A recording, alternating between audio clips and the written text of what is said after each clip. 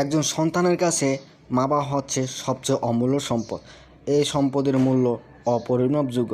পৃথিবীর কোনো দাঁড়িপাল্লায় এই সম্পদের ওজন মাপা যায় না। আপনি মা বাবা সন্তানকে ছোটোবেলায় যেমন আদর যত্ন করেন, যেভাবে লালন পালন করেন, যেভাবে সন্তানকে টাইম দেন, মা বাবা বৃদ্ধ হওয়ার পরও সন্তানও তার মা বাবাকে সেভাবে আদর যত্ন করবে, সেভাবে লালন পালন করবে। মনে রাখবেন, আপনি যদি আপনার সন্তানকে স্বার্থপরতা শেখান, বড় হয়ে আপনি যখন বৃদ্ধ হবেন, আপনার সন্তানও আপনার প্রতি স্বার্থপর হবে। আপনি যদি আজ চাকরির পিছনে সময় দেন, আপনার সন্তানকে সময় দেন না, আপনার সন্তানকে বাড়িতে একা রেখে যান, বড় হলে আপনি যখন বৃদ্ধ হবেন, আপনার সন্তানও আপনাকে একা রেখে যাবে, আপনাকে টাইম দেবে না। আপনার আশ্রয় হবে বৃদ্ধাশ্রম, আপনার ঘর হবে বৃদ্ধাশ্রমে। মনে রাখবেন, একটা গাছের বীজ যখন আপনি বপন করবেন, সেই গাছের বীজের ফল কিন্তু আপনিই খাবেন। বড় হলে কিন্তু আপনি খাবেন, আপনার সে ফল কিন্তু আপনার পেটেই ঢুকবে।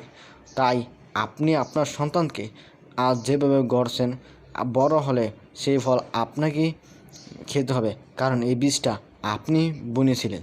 আজ আপনার সন্তানের মন আজ কাদামাটির মতো।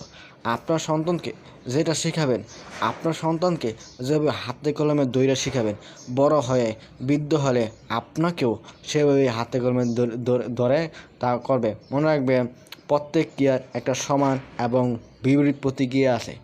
আপনি যদি কোনো কিছুকে দেয়ালে আঘাত করেন, দেয়ালে কিন্তু সেভাবেই আপনাকে আঘাত করবে। তাই আপনি আপনার সন্তানকে যে ধরনের আচরণ করবেন, আপনি আপনার সন্তানের সাথে যে ধরনের ব্যবহার করবেন, আপনি বৃদ্ধ হলে আপনার সন্তানও আপনার প্রতি সেরকম আচরণ করবে।